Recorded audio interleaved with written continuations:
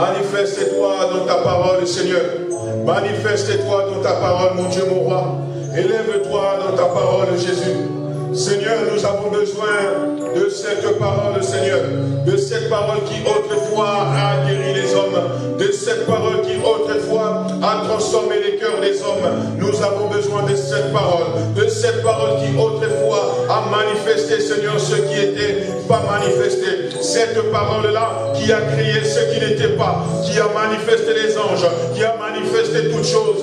Oui, cette parole, nous avons besoin de celle-là. Cette parole qui est une puissance de Dieu, afin, oui, véritablement, d'écraser nos ennemis, afin véritablement d'ôter les ténèbres qui est en nous, afin de véritablement nous montrer le chemin, nous montrer la voie, nous montrer la lumière. Nous avons besoin de cette parole, mon Dieu, mon roi. Nous avons besoin de cette parole. Amen. Amen. Que Dieu vous bénisse, bien-aimés. Nous croyons que la grâce du Seigneur ne cesse de se manifester envers nous. Pourquoi nous disons cela? Parce que le Seigneur nous envoie sa parole. Amen. C'est la parole de Dieu qui témoigne de la grâce de Dieu dans nos vies. Quand nous avons la parole de Dieu, nous avons le témoignage de la grâce de Dieu, de l'amour du Seigneur envers nous. Nous sommes vraiment très heureux de pouvoir être là. Pourquoi nous sommes très heureux? Parce que notre joie ne dépend ni des temps, ni des circonstances. Ce n'est pas parce que tout va mal au monde aujourd'hui. Ce n'est pas parce qu'on nous dit que nous sommes confinés, que la maladie est là, que nous serons malheureux. Nous sommes heureux parce que nous avons Jésus-Christ qui est la vie. Amen. Parce que nous le voulions ou pas, tôt ou tard, un jour, nous quitterons ce monde. Et quand nous partirons, c'est là que nous allons comprendre l'importance de la vie éternelle, de la vie en Jésus-Christ. Et nous savons que le Seigneur est celui qui est dans sa souveraineté, décide de qui partira et qui restera. Amen. Vous savez, on a lu dans la Bible, on a partagé aussi la mort d'Élisée. La Bible dit qu'Élisée était malade. Il est mort de sa maladie. Amen. La Bible dit qu'Élisée est mort de sa maladie. Donc, c'est-à-dire qu'Élisée était un homme de Dieu, rempli du Saint-Esprit, puissant. Même à sa mort, les ossements d'Élisée ont ressuscité un mort. Amen. Mais lui-même, Élisée, est mort malade. Donc, c'est-à-dire que ce n'est pas parce qu'un enfant de Dieu, tu es enfant de Dieu, tu as la puissance de Dieu, tu as le Saint-Esprit, que tu ne peux pas mourir de la maladie. Amen. Parce qu'il y en a d'autres qui sont tellement zélés, qui sont plus zélés pour dire que non, un enfant ne peut pas mourir de coronavirus, ne peut pas mourir de telle maladie. Non, nous disons que si Dieu décide, nous partirons. Amen. Mais seulement, c'est la décision de Dieu. Ce n'est pas les hommes qui vont décider. Même s'ils se décident, même s'ils prennent toutes les armées du monde pour chercher à nous détruire, ils ne nous détruiront pas. Dans la Bible, frère, Élisée était avec Géasi, son serviteur, entouré d'une si grande armée. Mais Élisée a dit à Géasi, a dit au Seigneur, ouvre les yeux à ses serviteurs. Les yeux des serviteurs se sont ouverts. Il a vu qu'ils avaient une très grande armée avec eux. Cette armée qu'on a envoyée contre Élisée n'a pu rien faire. Mais quand Dieu a décidé, Élisée est parti dans la maladie. Tout ce que Dieu fait, il le fait aussi pour notre instruction. Pour que nous sachions que nous n'avons pas peur de cette maladie qui est en train de pouvoir ronger le monde. Nous n'avons pas peur. Mais ça ne veut pas dire qu'il ne respectez pas les mesures barrières, allez vous exposer aux maladies. Non, nous ne disons pas ça. Mettez les masques, il faut se laver les mains, il faut se protéger, il ne faut pas aller s'exposer. Mais si tu tombes malade, n'importe quelle maladie, et que Dieu décide de partir, que tu sois parti, tu partiras. Mais si Dieu ne décide pas, personne ne peut être capable de ôter la vie. Aucune maladie n'a la puissance sur toi, n'a l'autorité et la puissance sur toi. Amen. Donc nous, les enfants de Dieu, nous nous fortifions chaque jour parce que le Seigneur nous a accordé grâce de le connaître et de marcher avec lui. Amen. Que le nom du Seigneur Jésus-Christ soit glorifié. Prenons nos Bibles, nous allons lire notre écriture de base. Galates chapitre 4, 19 à 20. Nous allons nous mettre debout pour faire la lecture des Écritures.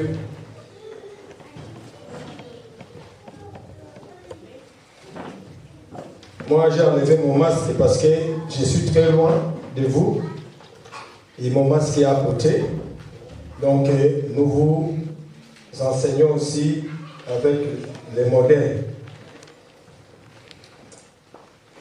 Galates chapitre 4, 19 à 20. Nous lisons au nom de Jésus-Christ. Mes enfants, pour qui j'éprouve de nouveau les douleurs de l'enfantement jusqu'à ce que Christ soit formé en vous. Je voudrais être maintenant auprès de vous et changer de langage car je suis dans l'inquiétude à votre sujet. Amen. Prenons encore 1 Jean. 1 Jean.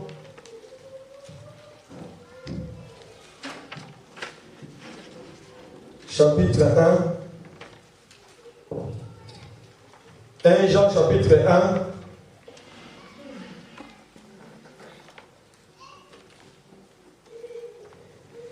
Nous prenons les versets 9, 8 à 9.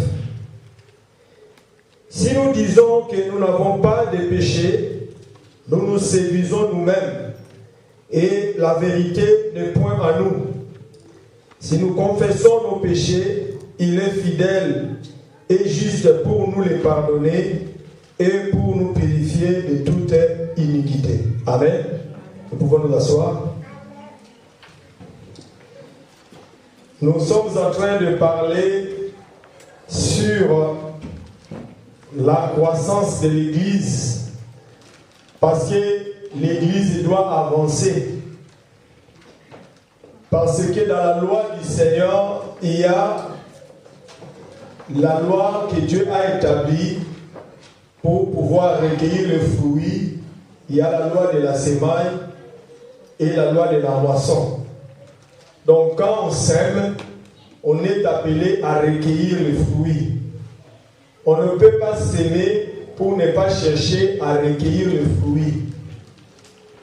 Lorsque nous sommes en train de travailler, nous cherchons à ce que nous puissions voir le fruit du travail que Dieu est en train de manifester au milieu de nous.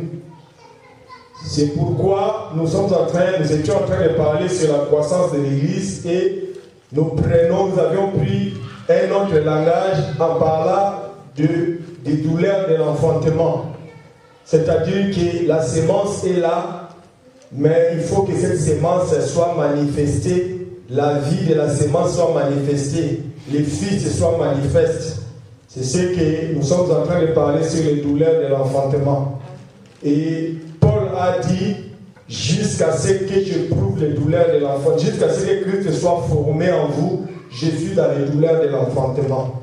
C'est-à-dire que nous avions compris avec vous que les douleurs de l'enfantement que Paul a éprouvées de nouveau, ces douleurs de l'enfantement nous mènent à ce que nous puissions voir la formation de Christ. Cela veut dire qu'atteindre la stature parfaite de Christ, devenir comme le Seigneur.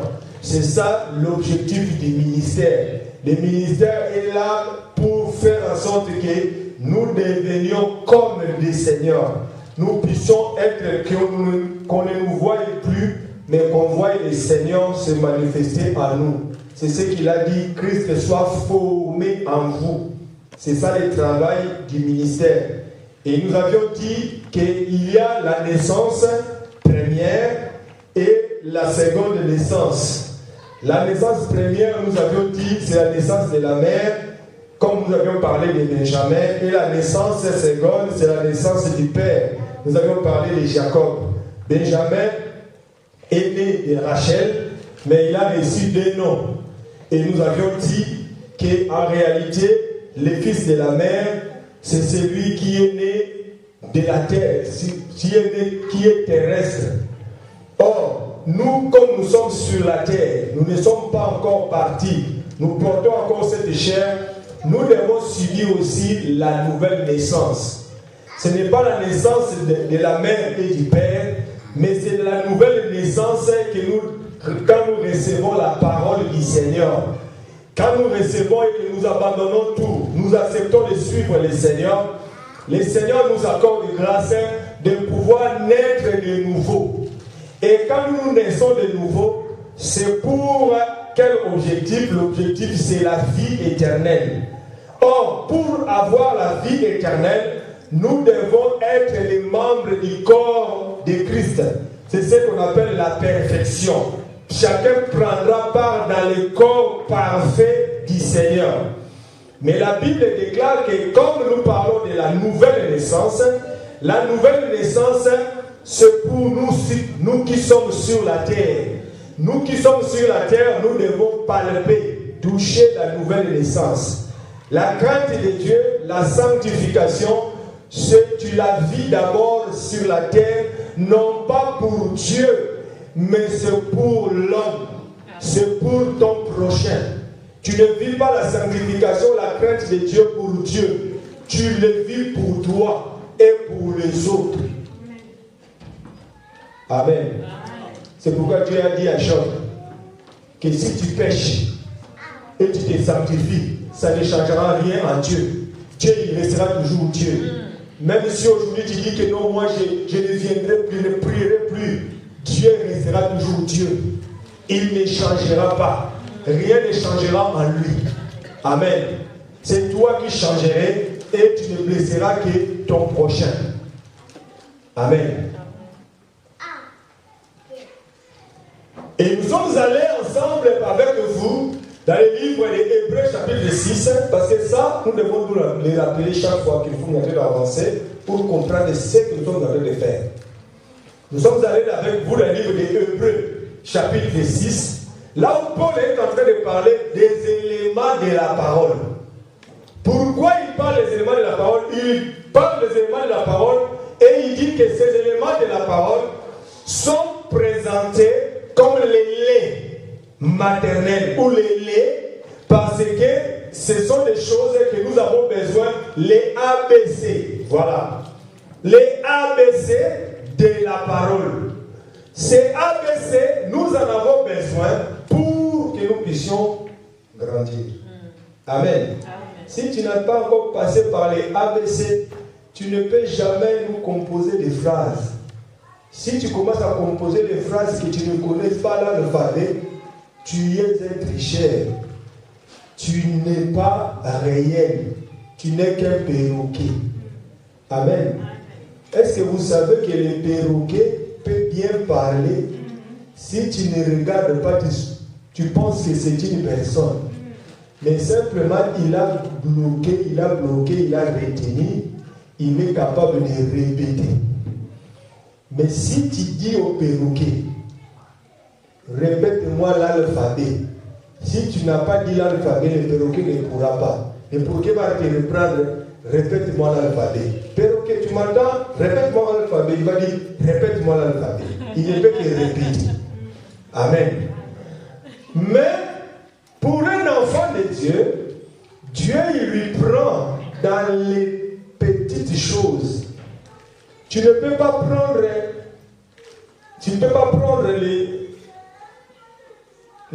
la nourriture solide donnée à un bébé. Si tu donnes la nourriture solide à un bébé, ça ne marchera pas. Il risque de tomber malade. Mais on fait en sorte que le bébé commence par le lait.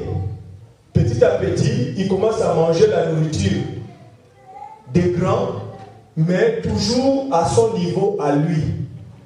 Vous savez que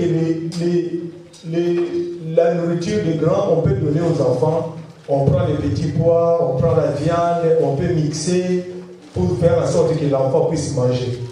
Quand vous les voyez, vous en tant qu'enfant de Dieu, vous ne les voyez pas d'une manière seulement physique, mais vous comprenez cela spirituellement. En disant que le Seigneur, quand il commence avec nous dans la marche, Il nous donne d'abord les petites choses, nous avançons petit à petit. Mais nous avions dit aussi que les éléments de la parole, renoncement aux œuvres mortes, la foi en Dieu, la doctrine du baptême, l'imposition des mains, la résurrection des morts, toutes ces choses-là, les éléments de la parole, qu'on appelle les laits, ce n'est pas seulement pour les petits, ce n'est pas pour les enfants seulement, c'est pour tout le monde. Et nous avions dit que les laits, même si tu ne le bois pas, mais tu peux le boire dans les yaourts, tu peux le manger dans le fromage, mais c'est toujours les laits. Donc cela veut dire que le rappel est toujours utile dans la marche. Quand nous avançons, nous devons toujours rappeler ces choses. Sur le renoncement aux œuvres mortes, nous avons parlé beaucoup de choses. Le dimanche dernier, nous avions parlé de la repentance. C'est toujours dans le renoncement aux œuvres mortes. Et nous avions expliqué que sans la repentance, tu ne peux pas avancer. Tu ne peux pas continuer la marche. La repentance est le préalable pour la marche. La repentance, c'est quoi? La repentance, c'est les regrets. Lorsque tu as regretté le mal que tu as fait, c'est là que tu dois commencer maintenant la marche avec le Seigneur. Mais si tu manifestes les regrets par la repentance, tu ne t'arrêteras pas là. Il y a aussi les étapes à suivre. Le mercredi, nous avions vu avec le pasteur Roscoe, il nous a encore parlé sur la repentance, mais touchant un peu que la repentance ne peut jamais se manifester s'il n'y a pas la parole. Et la parole qu'on a à recevoir, c'est l'explication de la loi. Nous allons encore par la grâce de Dieu en parler, si Dieu nous fait grâce. C'est l'explication de la loi. Amen. Veillez sur les enfants derrière parce que des fois les bruits entrent dans les enregistrements. C'est l'explication de la loi. Or, nous savons que lorsqu'on est en train de parler de l'explication de la loi, nous comprenons que ce n'est pas tout le monde qui a l'explication, parce que si tout le monde avait l'explication, on ne pouvait pas voir certaines personnes en train de tâtonner encore aujourd'hui. C'est qu'aujourd'hui, le Seigneur nous a fait grâce de comprendre que la loi expliquée donne la vie. Et c'est cette vie-là que nous avons besoin. Or, Adam était parti, sorti du jardin, il a désobéi. Il fallait que le Seigneur vienne pour récupérer Adam. Et la marche que le Seigneur a fait pour récupérer Adam, c'est ça ce que nous appelons l'explication de la loi. Et cela est venu pour pouvoir nous faire rentrer à la maison. Mais lorsque nous voyons Adam par un parti, on doit voir comment est-ce que Adam devait revenir. Pour que Adam revienne, il faut que le Seigneur prenne Adam, la place d'Adam, pour que Adam puisse revenir dans la maison. Donc, c'est-à-dire que nous qui étions partis, nous qui avons péché, comme nous avions dit le dimanche, par les fils prodigues, nous sommes partis, nous sommes sortis de la maison, mais nous sommes allés là-bas, nous nous sommes souvenus de la maison du Père. C'est-à-dire que nous sommes souvenus de la nourriture qui est dans la maison du Père. Pour que tu reviennes, il faut que tu te souviennes de la nourriture. C'est-à-dire que ce n'est que la vraie parole, ce n'est que l'évangile de la vérité qui produit la repentance. Amen. Voilà. C'est ce que nous avons dit le dimanche. Aujourd'hui, nous voulons rajouter encore quelque chose sur la repentance. Parce que si tu fais la repentance, tu dois nécessairement passer par la confession. On nous a fait la remarque que les marqueurs que nous utilisons ne sont pas trop épais. Donc ceux qui sont derrière ne voient pas. Donc faites-nous les dons des marqueurs qui vont nous permettre à ce que les frères qui sont aussi loin puissent voir. Même ceux qui sont en train de suivre en direct puissent voir aussi. Nous voulons parler de la confession. Nous avions lu avec vous 1 Jean chapitre 1, versets 8 à 9. La Bible dit que si nous disons que nous n'avons pas de péché, nous nous séduisons nous-mêmes. Parce que si nous confessons nos péchés, il est juste et fidèle pour nous pardonner et nous laver de toute iniquité. Amen. Beaucoup de personnes ont pris cette écriture seulement, ils en ont fait une doctrine. Que non, la confession, c'est que si tu dis que tu n'as pas péché, tu te séduis toi-même. Mais tu dois toujours, c'est-à-dire que si nous disons que nous n'avons pas de péché, nous nous séduisons nous-mêmes et la vérité n'est point en nous. Si nous confessons nos péchés, il est fidèle et juste pour nous les pardonner et pour nous purifier de toute iniquité. Ils ont pris juste cette écriture, ils en ont fait une doctrine. Mais nous croyons qu'aucune prophétie de l'écriture ne peut être objet d'interprétation particulière. Donc, c'est-à-dire que si tu veux donner l'enseignement, il faut toujours avoir plusieurs témoins. Quand on parle ici, confesser les péchés, cela ne veut pas dire que chaque jour tu commences par remercier le Seigneur, confesser les péchés, invoquer le sang, adoration. Ce sont des choses que les gens ont fait leur doctrine à eux. Mais nous, aujourd'hui, nous allons enseigner peut-être par la grâce de Dieu autrement, ou des choses que tu connais, nous allons encore bien te rappeler cela. La confession te permet à ce que tu obtiennes le pardon. Si tu ne sais pas confesser, si tu n'as pas confessé, tu t'es repenti, mais tu n'as pas confessé, tu ne peux pas avancer dans la marche. Amen. Tu dois apprendre à confesser. La confession t'empêche à rester sur place. Le péché avec Dieu n'expire pas. Amen. Il n'y a pas de date d'expiration avec Dieu. Le péché n'a pas de date d'expiration. Si tu pêches aujourd'hui et tu n'as pas confessé, on te demande, tu dribbles les gens. Tu sais bien dribbler. Tu sais bien faire la politique et les gens ne voient pas. Mais si c'est un péché, le péché là, la Bible dit que ton péché t'atteindra. Mais si tu confesses ton péché, il est juste et fidèle pour te pardonner de ton péché et de te laver de toute iniquité. Amen. Or, les péchés, lorsqu'il faut pécher, lorsqu'on a péché, lorsque le péché se manifeste, qu'est-ce qu'il faut voir? Il y a les étapes dans la confession. Confesser les péchés, prenons encore Proverbe. On va faire asseoir ça et puis on va prendre aussi les étapes de la confession. Parce qu'on doit confesser, mais on a aussi les étapes à suivre pour confesser.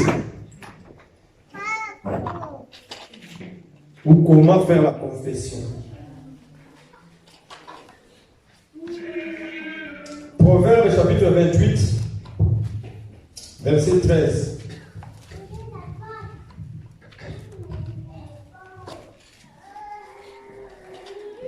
Proverbe 28, verset 13, nous lisons au nom de Jésus-Christ.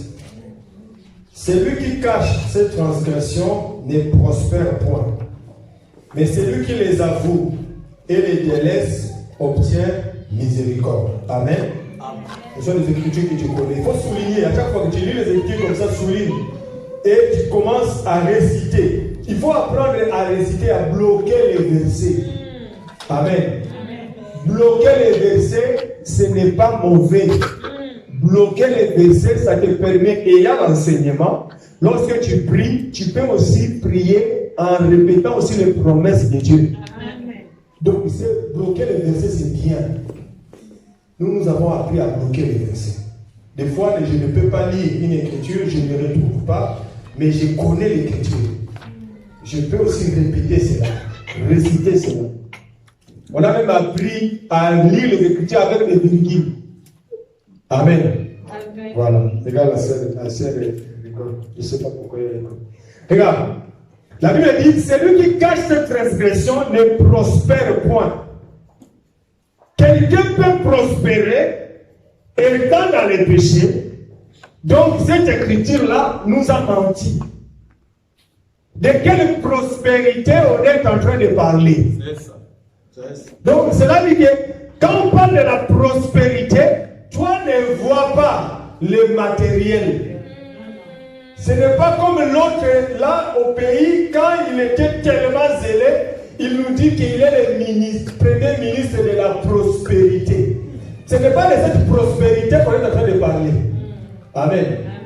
La prospérité selon Dieu, c'est une prospérité qui marche de pair avec l'intérieur.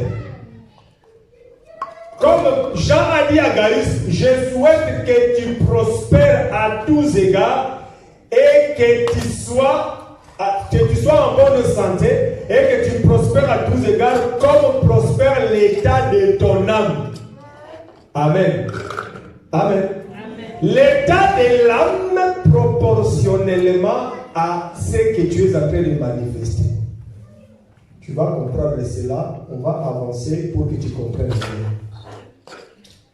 La Bible dit, celui qui cache ses transgressions ne prospère pas. Mais celui qui les avoue, et les délaisse, obtient miséricorde. Amen. Amen. Dans la confession, il y a avoué.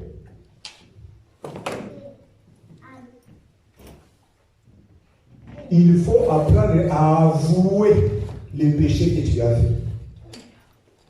Tu sauras pourquoi il faut avouer. Tu le sauras pourquoi. Et la Bible dit, prendre les décisions de te laisser. Tu as péché, tu dois avouer ton péché et prendre la décision de délaisser. C'est ça même la suite logique de la repentance. Celui qui a regretté son péché, il doit apprendre à l'avouer, à délaisser. Parce qu'aujourd'hui, nous voyons que beaucoup de personnes entrent dans les choses de Dieu, mais ils n'entrent pas par la porte. Ils sont en train d'entrer, je ne sais pas dans quelle porte. Frère, si tu es un enfant de Dieu, on parle même pas encore du prédicateur. Parce que le prédicateur, il est d'abord enfant de Dieu. Quand le mercredi, le pasteur nous a parlé du sacerdoce. Quand on parle des sacerdoces, les sacerdoces s'est passé dans la maison de Jacob. Et dans la maison de Jacob, il y avait 12 frères. Et parmi les frères qui étaient dans la maison de Jacob, on a pris un frère qui était Lévi. Et dans la maison de Lévi, on a pris un homme qui s'appelait Aaron. C'est comme ça que Dieu travaille. Dieu, quand il vient dans la maison, il prend d'abord dans la maison, il sort un homme qu'il met à part. On ne peut pas prendre quelqu'un qui n'est pas de la maison pour enseigner les frères. Si on prend quelqu'un qui n'est pas de la maison pour enseigner les frères, il parlera quel langage? Comment il va parler? Parce que toi, tu n'as jamais été avec les frères. Comment tu peux parler avec eux? Pour parler avec eux, il faut d'abord être de la maison. Amen. Et comprendre le langage. Amen. Lorsque tu parles, les autres vont comprendre parce que tu as déjà été avec eux. Amen. Amen. Or, nous savons ceci, c'est que tous les frères, ils sont des frères. Dans la création de Dieu, au deuxième jour de la création, tous les frères étaient ensemble. Mais Dieu, il prend, il vient. Il prend un frère, il le monte là. Les eaux, dans la création, la Bible dit, les eaux étaient ensemble. Dieu a pris, il a laissé les eaux, d'autres eaux qui étaient là, et il y a d'autres eaux qui étaient au-dessus, qu'on a appelé le ciel. Nous vous avons déjà dit, les nuages que vous voyez, quand vous sortez ici, vous sautez dehors, vous voyez les nuages dehors. Les nuages, c'est les amas des eaux que Dieu a pris dans le deuxième jour de la création, qu'il a monté. Les amas des eaux qui ont des portes et des fenêtres, qu'on appelle les écluses. Des fois, Dieu ouvre les petites écluses pour qu'il y ait la pluie. Mais si Dieu ouvre toutes les écluses qui sont là-bas, la pluie tombe. C'est ce qu'on a appelé aussi la déluge. Les déluges, c'était Dieu l'ouverture de toutes les écluses. Mais la Bible dit que les frères, ils sont tous des frères. Mais Dieu a pris un frère qu'on a appelé Aaron pour que Aaron fasse les sacerdoces. Et dans les services du sacerdoce, Dieu a fait que Aaron puisse être là pour être la bénédiction de ses frères. L'objectif d'Aaron, c'est quoi? C'est faire en sorte que le ciel rentre et se marie avec la terre. C'est ça ce qu'on appelle atteindre la stature parfaite de Christ. Devenir comme lui. C'est ça le travail que Aaron a. Frère, c'est un travail difficile à faire. L'homme est difficile. Frère, Dieu lui-même a témoigné. Le cœur de l'homme est tortueux. Vous savez qu'on a tortueux, c'est-à-dire que donc, le cœur de l'homme cherche toujours des voies compliquées. Des voies compliquées. Maintenant, toi, tu dois ramener cet homme-là à avoir une seule confession. Quel travail! C'est pourquoi tu dois d'abord être dans la maison. Connaître les caprices, les choses, comment ça se passe. Pour que toi, tu sois à mesure, lorsque Dieu te fera grâce, c'est juste une démarcation. Dieu fait une démarcation, il prend, il manifeste. C'est ça qu'on appelle les ministères. Les ministères, c'est la démarcation. Il restera toujours ton frère. Mais seulement, c'est un frère que Dieu a mis à part. Éphésiens chapitre 4, la Bible dit, celui qui est descendu, c'est le même qui est monté. Donc il était là, mais il est monté. Mais quand il est monté, il n'est pas monté seul. Il a émené les captifs. Afin que ces captifs-là descendent comme des dons. Afin qu'ils soient là pour être au service. C'est pourquoi nous nous disons, un ministre de Dieu ne peut jamais être patron. Le ministre de Dieu, c'est un serviteur dans la maison du Père.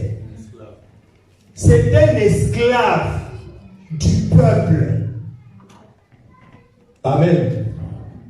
C'est celui qui est toujours à la cuisine pour préparer la nourriture.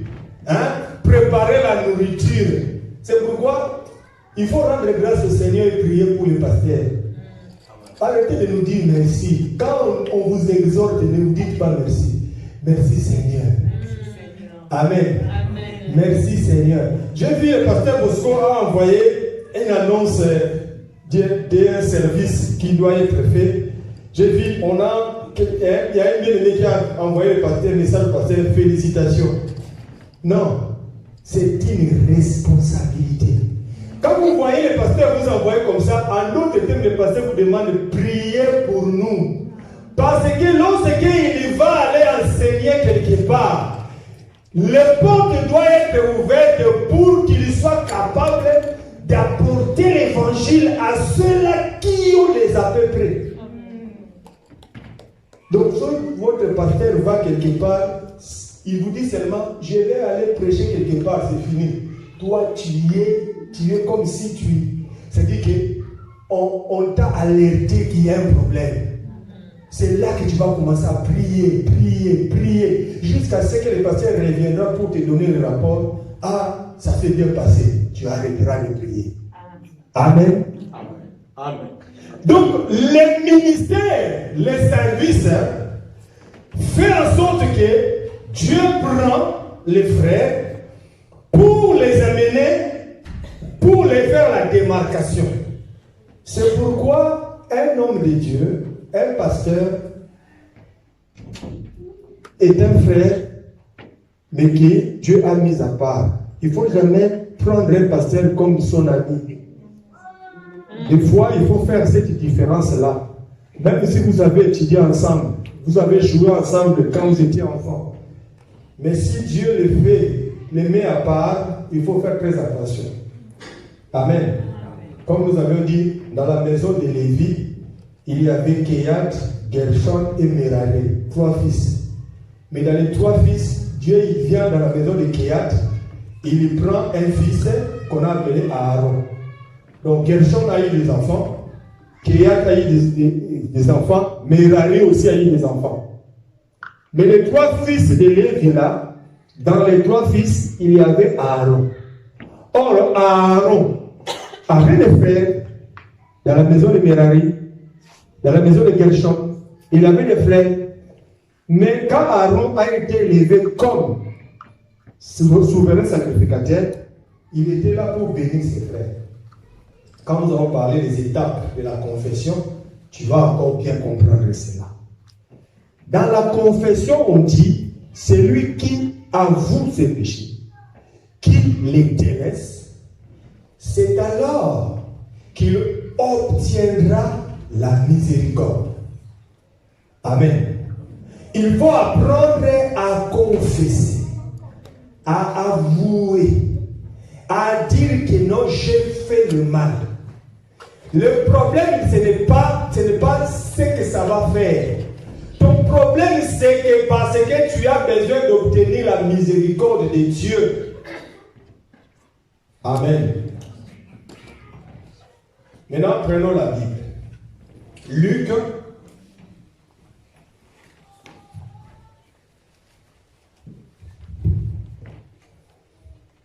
Luc chapitre 18. Luc chapitre 18.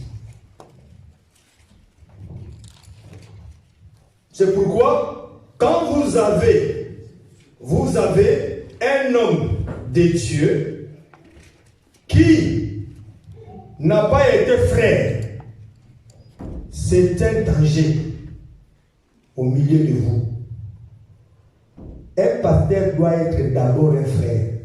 Ça, on va insister ça. Frère, un homme de Dieu qui est un païen. Si vous avez un pasteur qui est un païen, ne l'écoutez pas. Frère, vous avez un pasteur qui vit, qui boit les péchés, qui est un impudique, frère, ne l'écoutez pas. C'est la parole. Il faut même pas, non,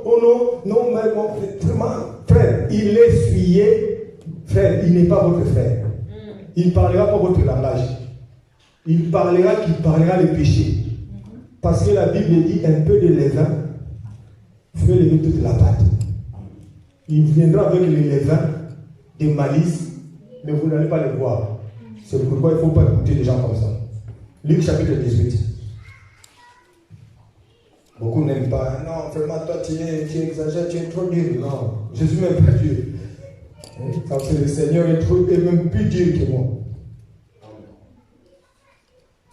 Luc chapitre 18, verset 9. Du verset 9 au verset 14. Luc chapitre 18, du 9e au 14e verset. Nous lisons au nom de Jésus-Christ. Il dit encore cette parabole en vue de certaines personnes se persuadant qu'elles étaient justes et ne faisant aucun cas des autres. Des hommes montèrent au temple pour prier. L'un était pharisien et l'autre était publicain. Les pharisiens debout priaient ainsi en lui-même. Ô Dieu, je te rends grâce de ce que je ne suis pas comme les restes des hommes, qui sont ravisseurs, injustes, adultères, ou même comme ces publicains. Je jeûne 2 fois la semaine. Je donne la dîme de tous mes revenus. Les publicains se tenant à distance n'osaient même pas lever les yeux au ciel. Mais ils se frappaient la poitrine en disant: ô Dieu, sois apaisé envers moi qui suis un pécheur. Je vous le dis, celui qui descendit dans sa maison justifié plutôt que l'autre, car quiconque s'élève sera abaissé, et celui qui s'abaisse sera élevé. Amen. Là, nous avons compris, il y a la confession devant Dieu.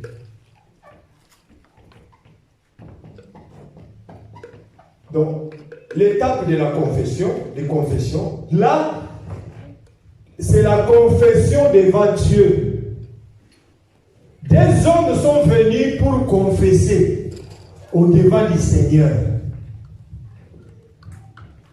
Un pharisien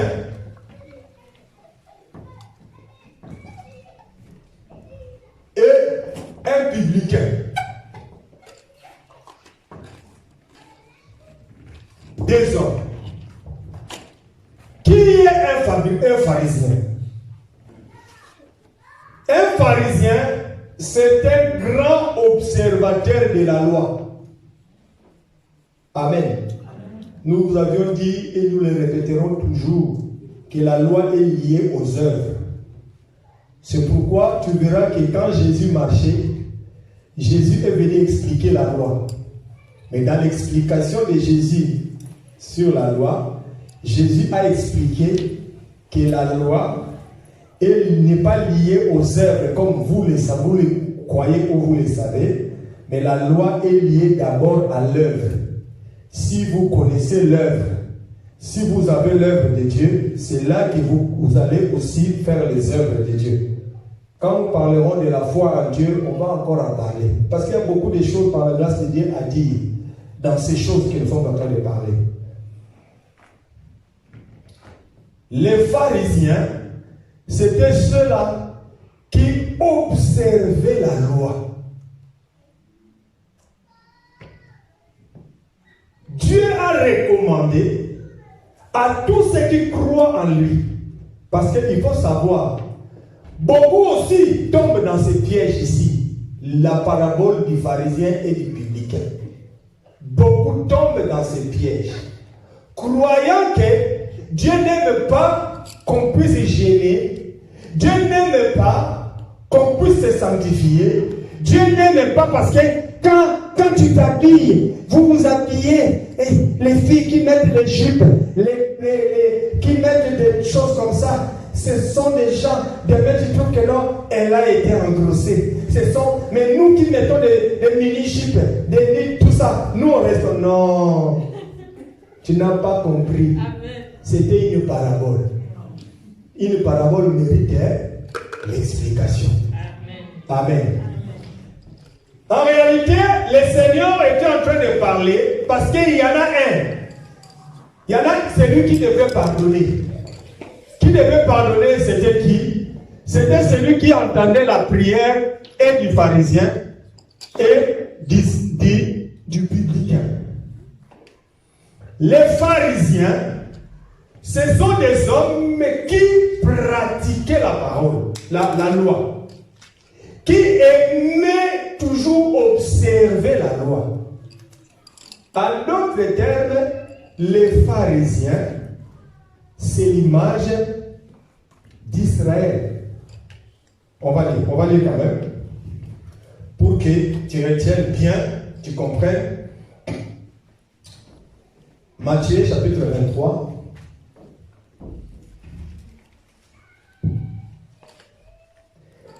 Matthieu chapitre 23. Et nous allons prendre aussi Romains 9.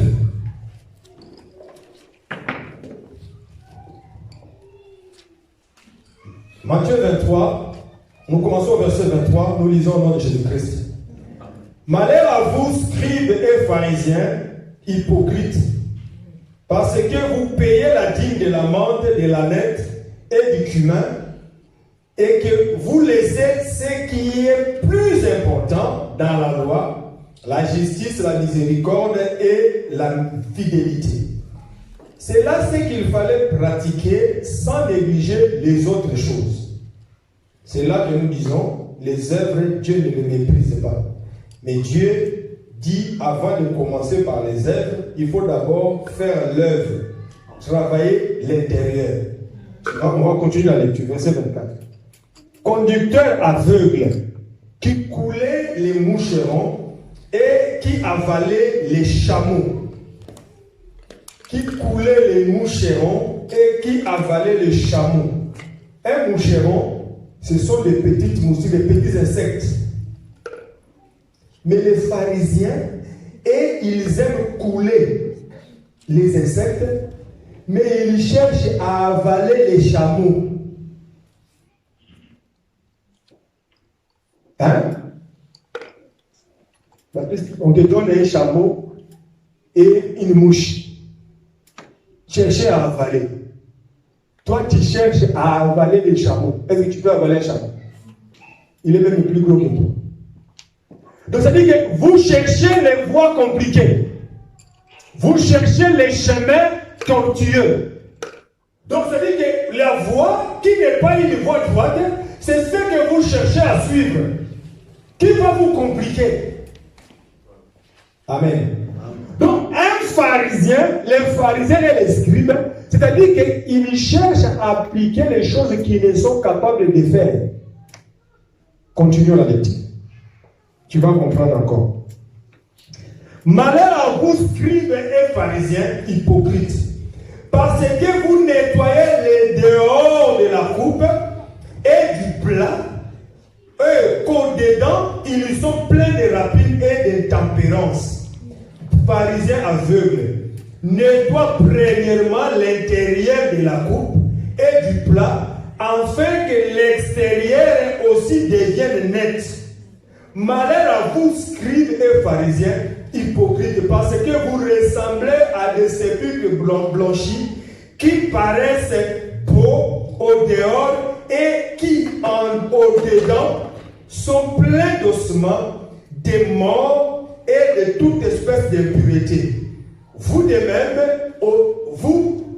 même, au dehors, vous paraissez juste aux hommes, mais au-dedans, vous êtes plein d'hypocrisie et d'iniquité. Amen. Malheur à vous, scribes et pharisiens, hypocrites, parce que vous bâtissez les tombeaux des prophètes et ornez les sépulcres des justes, et que vous dites que si nous avions vécu du temps de nos pères, nous ne nous serions pas joints à eux pour répandre le sang des prophètes. Vous témoignez ainsi contre vous-même, vous êtes les fils de ceux qui ont tué le prophète. Amen. Ici, Dieu est en train de parler aux pharisiens en expliquant que les pharisiens, ce sont des peuples, ce sont des hommes qui cherchent à embellir l'extérieur. C'est comme un tombeau qui est blanchi. Un tombeau qui est peint je ne sais pas, embelli en marbre. Tu peux regarder un tombeau embelli en marbre et tu te dis vraiment, c'est très beau. Mais si tu vas à l'intérieur du tombeau, tu trouveras que les ossements, il n'y a pas la vie dedans. Amen. Les pharisiens sont pareils. Ce sont des hommes qui, lorsqu'ils marchent en robe blanche, ils parlent tout doucement. Que Dieu te bénisse, ma fille. Que le Seigneur soit avec toi. Frère, ils apprennent même à parler doucement. Vous savez, il ne faut pas faire ça. Ça veut dire qu'il vous montre que vraiment ils sont pieux. Ils sont pieux, l'apparence de la piété. Mais en réalité, dans le fond, ce n'est que les ossements. Or, les pharisiens, d'abord, typifiaient Israël. Amen. Les pharisiens, c'est l'image d'Israël. Tu peux lire encore Romains chapitre 9. Paul est en train de dire qui sont Israélites. Ce sont ceux-là à qui appartenait la loi. Les prophètes, les patriarches, et toutes ces choses que nous sommes en train d'énumérer, même la dîme, les offrandes, d'abord, Israël l'a appliqué eux. Mais le Seigneur, lorsqu'il vient, il dit à Israël, il dit aux pharisiens, faites attention, vous pharisiens, vous êtes en train de pratiquer l'extérieur, de nettoyer l'extérieur, mais vous ne nettoyez pas. Là, assis-toi bien. Vous ne nettoyez pas l'intérieur de la coupe. Or, le travail du Seigneur, ce n'était pas mettre l'extérieur, mais d'abord l'intérieur. Merci. Ce n'est pas l'intérieur, l'extérieur, mais c'est d'abord l'intérieur. Si l'intérieur n'est pas nettoyé, même si tu nettoies l'extérieur, c'est les hommes qui verront. Les pharisiens ont dit, les hommes verront que l'extérieur est beau. Mais l'intérieur, c'est Dieu qui voit. La confession devant Dieu. Dieu veut que quand on vient confesser, que l'on sache d'abord que son cœur doit s'ouvrir parce qu'au-devant de lui, rien n'est caché. Amen. Amen. On ne peut pas commencer la marche avec Dieu si tu n'as pas encore passé par la confession. Amen. Donc nous disons que les pharisiens, c'est l'image d'Israël. Qui sont les publicains? Un publicain, c'est qui? Ce sont des hommes de mauvaise vie. Ce sont des pécheurs. Prenons la Bible. Matthieu chapitre 9.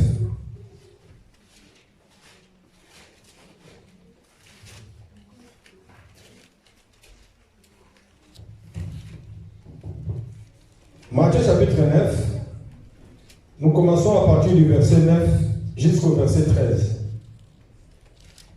Matthieu 9, de 9 à 13. Nous lisons au nom de Jésus-Christ. Matthieu chapitre 9, du 9e au 13e verset. De là, étant allé plus loin, Jésus vit un homme assis au lieu des péages et qui s'appelait Matthieu. Il lui dit, suis-moi. Cet homme se leva et le suivit. Comme Jésus était à table dans la maison, voici beaucoup de publicains et des gens de mauvaise vie vinrent se mettre à table avec lui et avec ses disciples. Les pharisiens virent cela et ils dirent à ses disciples, pourquoi votre maître mange-t-il avec les publicains et les gens de mauvaise vie?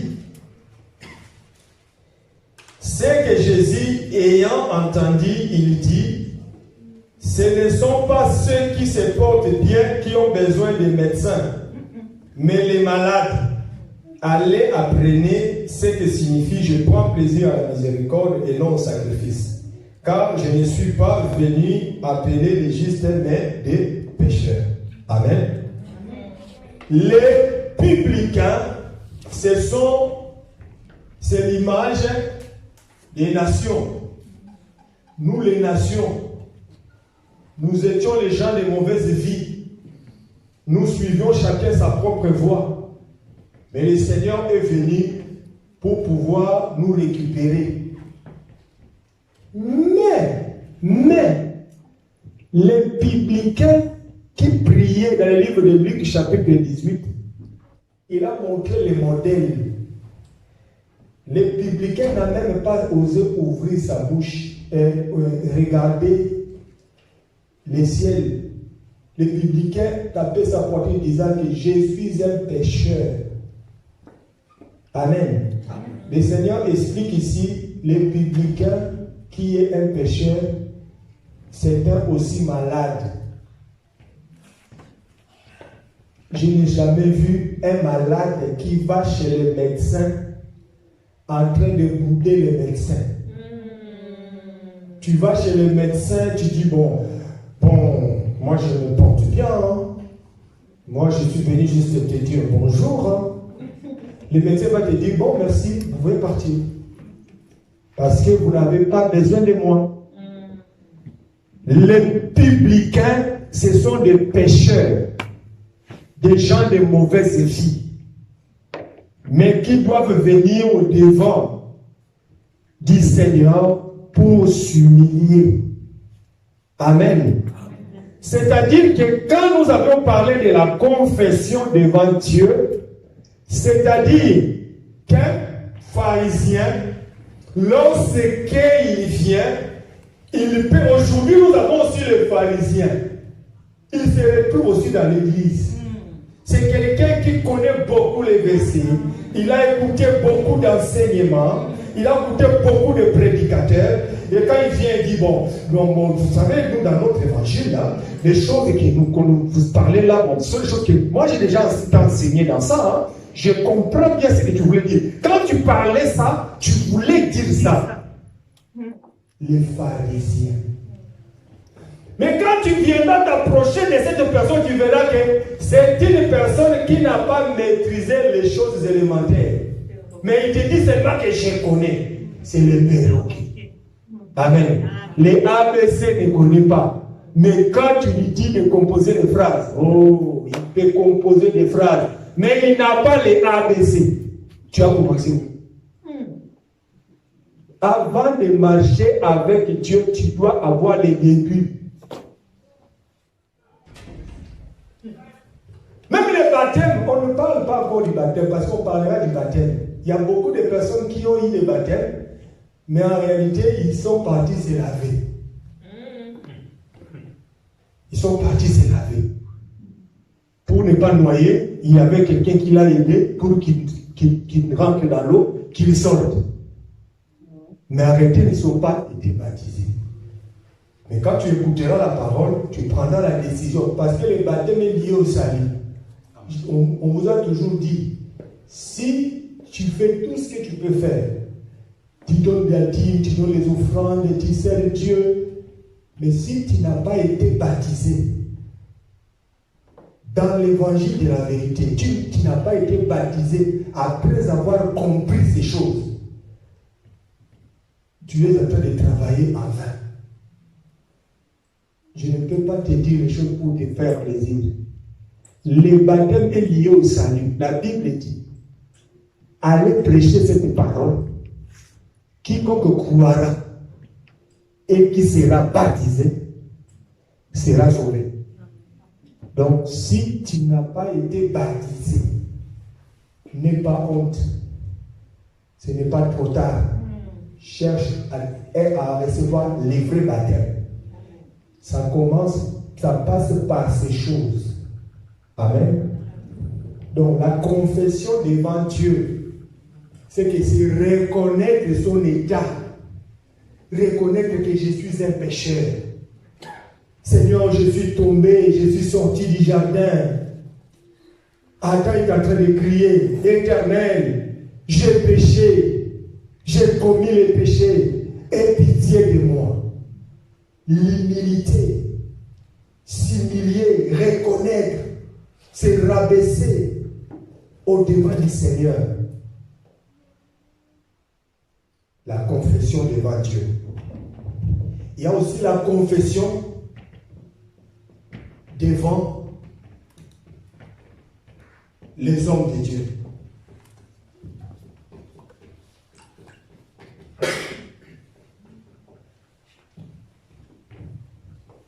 Si tu as confessé devant Dieu ton péché, mais tu trouves que ça ne va toujours pas, tu trouves que les choses, c'est-à-dire que tu sens que non, malgré que j'ai confessé, mais je sens comme si je n'avance pas, je ne prospère pas. Dans la marche avec Dieu, je n'avance pas. Je ne pratique pas la parole. Parce qu'un frère, un enfant de Dieu, doit chaque jour savoir que j'ai vraiment commencé ici. Là maintenant j'avance, j'arrive là. Parce qu'un frère, un enfant de Dieu, l'amour, c'est la dernière étape que Dieu réserve aux enfants de Dieu. Mais c'est la dernière étape pour boucler. Il commence par l'amour, il finit par l'amour. C'est pourquoi on appelle ça les liens de la perfection. La Bible dit Dieu a tant aimé le monde qu'il a donné son Fils. Il a commencé à nous aimer. Et il nous a enseigné, et 1 Corinthiens 13 dit, tout passera, les prophéties cesseront, mais l'amour restera. C'est les liens de la perfection. Or, l'amour, ça, c'est une sémence qui doit croître dans la vie d'une personne. L'amour de la vérité, l'amour des frères, c'est une sémence qui doit faire. Si tu as cru à l'évangile, mais tu n'aimes pas rester avec les frères, c'est très dangereux. Amen. Nous, quand on a appris ces choses, on a compris que, frère, moi, tel que je suis là, moi, votre pasteur, je suis un homme faible. Je suis tellement faible que je n'aime pas m'attacher avec les faibles. J'aime m'attacher toujours avec les forts. C'est pourquoi quand je vois quelqu'un faible, je cherche à tout prix qu'il soit fort. Parce que quand nous sommes forts, nous avancerons plus loin. Mais quand je ne suis pas, je suis avec un faible, je n'avancerai pas. Amen. Amen. Parce que le Seigneur, c'est lui le fort. Il nous a dit que nous étions faibles. Il est venu nous ramener afin que nous soyons forts pour marcher avec lui. Toi, en tant qu'enfant de Dieu, tu dois chercher aussi à être fort pour pouvoir avancer dans cette marche. Mais si tu n'es pas fort, ne demeure pas avec toujours ceux qui sont faibles. Hein? Comme le psaume dit, heureux l'homme qui ne marche pas selon les conseils des méchants. Hein? Ça aussi, c'est l'écriture, c'est l'évangile. Toi, tu aimes toujours les gens qui critiquent, les gens qui parlent mal, les gens qui font ceci. Quand tu aimes des gens comme ça, tu n'iras pas loin. Amen. Les gens qui sont toujours à critiquer les pasteurs, toi, tu aimes toujours parler avec eux. Ils ne t'aideront pas à avancer. Mais aime toujours à partager avec les gens qui aiment Dieu. Frère, vous savez, moi, nous, des fois, on donne aussi nos témoignages.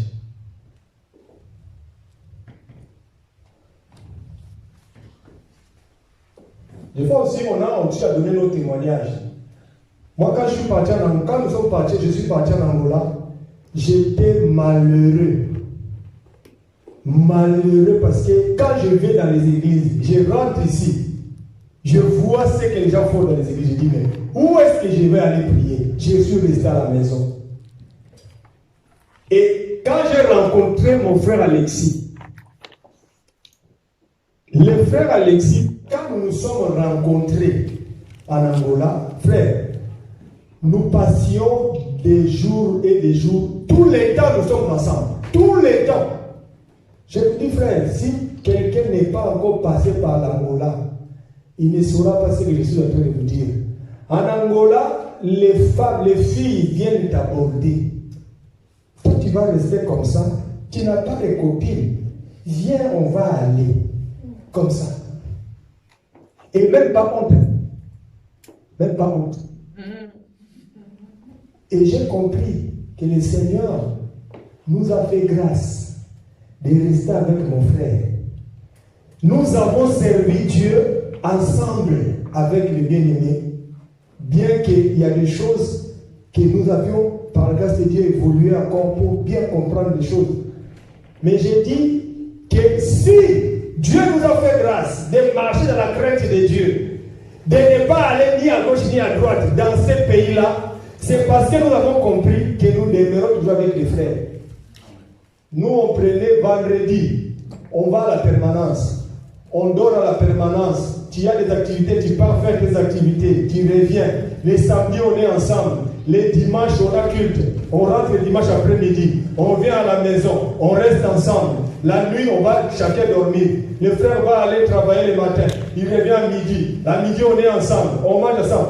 Il y a des gens, la famille de mon beau-frère me demande, mais vous avez grandi ensemble, qu'est-ce qui s'est passé? Tout ça. Je vous dis que frère, le fait que nous avions marché comme ça, on a gagné des gens à nos familles. On a gagné nos familles. J'ai gagné ma belle famille. Dans l'église, ils nous ont vu que nous ne sommes pas comme tous les autres.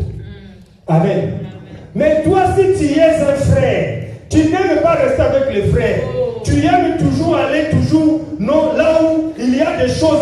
Frère, toi tu aimes toujours là où vraiment. Non, qu'est-ce qui se passe aujourd'hui? Confie au long midi. Frère, quand tu es toujours dans ces choses-là, sache que tu vas t'essuyer. Dieu a dit à Jérémie, ne suivez pas les voies des nations. Les nations suivent. Si tu n'es pas capable d'aller enseigner un païen, ne va pas s'asseoir au milieu d'eux. Il faut fuir les païens. Enseigne, soit enseigné, soit enseigné, soit enseigné. Quand tu iras maintenant le voir, ce n'est pas toi qui partira, mais eux ils vont te chasser. Soit ils vont te suivre, soit ils vont te dire non, toi tu n'es plus avec nous. Parce que ce que tu es en train de chercher là, tu n'es pas à être là avec nous. Tu n'as pas ta place ici. Amen. Les ABC sont très importants. Prenons la Bible.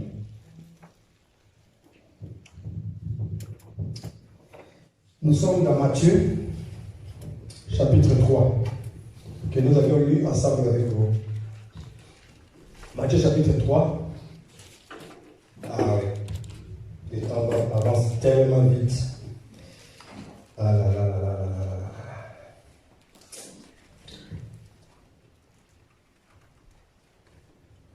Matthieu 3, verset 6. 6 à 7.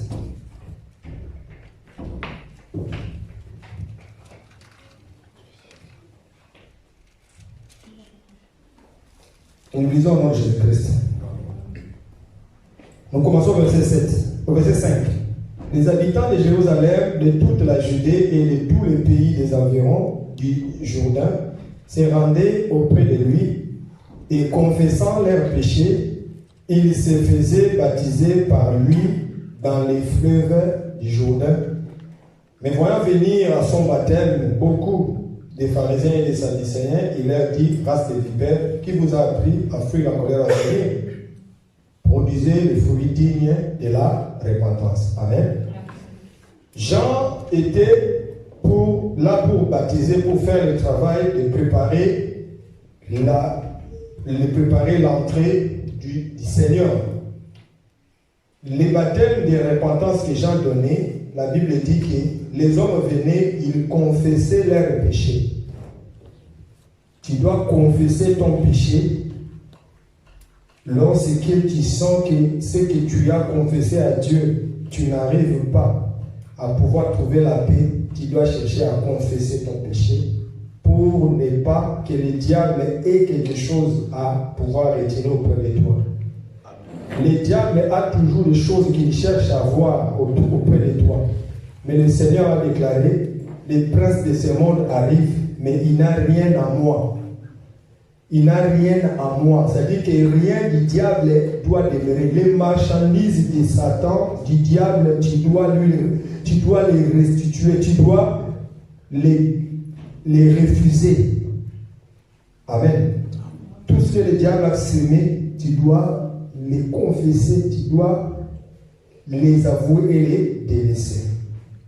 Prenons aussi Jean chapitre 20. Nous prenons juste le verset 23. Non. Prenons le verset 22 au 23. Jean 20, 22 au 23. Après ces paroles, il souffla sur eux et leur dit, recevez le Saint-Esprit. Eux là, c'est les disciples, c'est les apôtres, ceux qui étaient au service du Seigneur. Ceux à qui vous pardonnerez les péchés, ils les seront pardonnés. Et ceux à qui vous les retiendrez, ils les seront retenus. Amen. Là, on parle les pardons. Les hommes de Dieu, les pasteurs, ce sont les canaux par lesquels Dieu travaille au milieu de nous. Le pasteur peut aussi ouvrir son oreille pour écouter ta confession. Tu dois confesser auprès de Dieu. Si ça ne va pas, va confesser auprès des hommes de Dieu. Quand tu liras aussi Acte 19, les hommes sont venus confesser et ils ont abandonné toutes leurs pratiques, les livres de magie, tout ce que tu as qui te suit, qui te fait pécher tous les jours. Il y a des choses, les musiques, les films qui te suivent, qui ne glorifient pas Dieu. Tu les gardes à la maison, tu veux confesser. Prends ces choses-là, donne au pasteur. Libère-toi de ces choses-là. Ne lie pas ton corps, ton cœur dans les mal. Amen. Et dernier, pour finir, il y a aussi la confession auprès des hommes. Tu as fait le mal à ton frère, ne va pas confesser à Dieu seulement. Commence d'abord à aller voir ton frère, confesse auprès de ton frère. C'est ce que nous avions parlé le dimanche. La repentance et les regrets. Quand tu as confessé le mal que tu as fait au frère aujourd'hui, demain tu viens encore confesser le mal que tu as fait au frère, je pense que toi-même, tu vas comprendre que non. Au lieu d'aller venir confesser tous les jours, je dois aussi bien me comporter pour ne pas aller toujours confesser. Amen. Or, lorsque tu fais mal à un frère, même si tu pries comment, tant que tu n'as pas confessé ton péché, le mal que tu as fait à ton frère, Dieu te compte toujours ton péché là. Amen. C'est pourquoi il faut aller confesser auprès des frères. Donc, prends les Écritures, tu liras à la maison. Jacques chapitre 5. Cette Écriture, on les dit aussi, on l'interprète aussi d'une autre manière. Mais quand la Bible dit confessez vos péchés les uns aux autres, priez les uns pour les autres, ce n'est pas seulement que les fidèles confessent chez les pasteurs, mais quand un frère a fait un mal à un autre frère, il peut aller lui confesser son péché. Il peut aller lui demander à ce que le frère lui pardonne. Tu dis au frère, non mon frère, j'ai fait mal, tout ce que j'ai fait, comme Matthieu 18 nous dit aussi. Tu vas chez ton frère a fait le mal, tu vois que la Bible dit, si tu vois ton frère a péché, va le voir. Et si le frère reconnaît, il confesse, il dit vraiment réellement, j'avoue que j'ai fait cela, mais je prends la décision d'abandonner. Le frère a obtenu la pardon de Dieu. Et ce frère-là va continuer la marche. Mais ne soyez pas ceux-là qui n'ont... les églises là, ils cherchent toujours à connaître le problème des gens. Et ils cherchent toujours à savoir ce qui se passe dans la vie des frères. Un enfant de Dieu n'a pas de vie privée. Amen. La vie privée d'un enfant de Dieu n'est pas. Parce qu'un enfant de Dieu est une ville située sur une montagne. tous les hommes voient la vie d'un enfant de Dieu. Hein? Amen. Si tu te caches, Dieu te dévoilera. Un enfant de Dieu n'a pas de vie privée. Tu rentres, tu sors. Tu rentres, tu sors. Quelqu'un te voit. Il dit, frère, des fois je te vois dans tel lieu. Tu fais quoi là-bas? Oh, vous aussi. Non, je ne suis pas libre d'aller me promener, d'aller. Frère, tu n'es pas libre parce que tu es là, tout le monde doit te voir. Tout ce que tu fais, les gens doivent le voir. Amen. Hein? Parce que si tu vois le pasteur, tu vois que le pasteur rentrer à l'hôtel.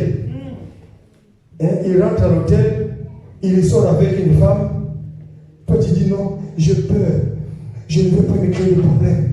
J'ai vu le pasteur, mais pasteur, je ne peux pas dire, je ne veux pas. Quand il y a des pasteurs comme ça, hein, quand une personne, un bien-aimé, un enfant de Dieu vient lui faire une reproche ou vient lui demander des choses,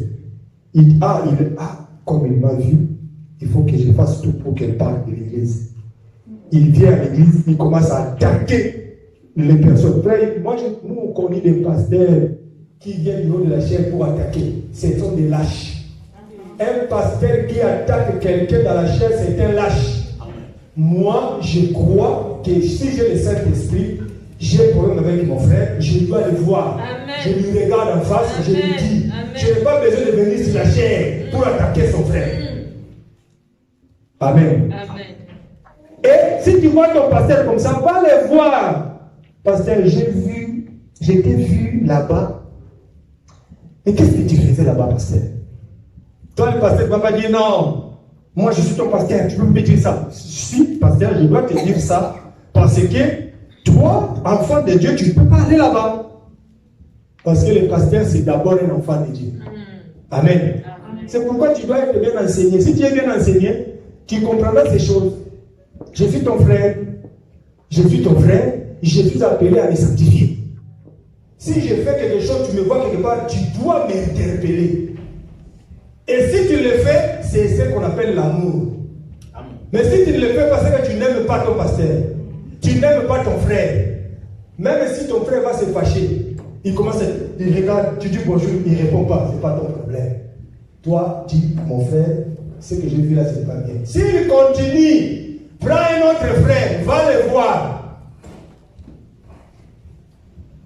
S'il va fuir l'église, laisse-le fuir. Mais s'il est un enfant de Dieu, il doit se repentir. Et s'il continue toujours, frère, dis à l'église. Il ne faut jamais voir ton frère dans le mal. Tu commences à critiquer. Hein? Tu commences à aller parler là. Regarde ce qu'il a dit. Regarde ce qu'il a dit. Les frères là, vraiment. C'est ce qu'ils font vraiment, ma frère, vraiment. Frère, c'est ta maison. Le problème qui se passe dans ta maison doit être réglé dans la maison. Amen. Amen. Amen. Nous n'avons pas à aller parler du mal et des choses de l'église aux gens qui ne sont pas de l'église. L'assemblée locale, c'est aussi comme une maison. Amen. Nous avons aussi nos problèmes dans notre assemblée. Ça, ce sont des problèmes à nous. C'est pourquoi nos communiqués, on ne les passe pas sur Facebook. Nos communiqués, c'est pour ceux qui sont venus. Si tu n'es pas venu à l'église, donc, toi, les communiqués, tu vas sur, peut-être sur le groupe WhatsApp ou bien autrement. Amen. Que Dieu vous bénisse.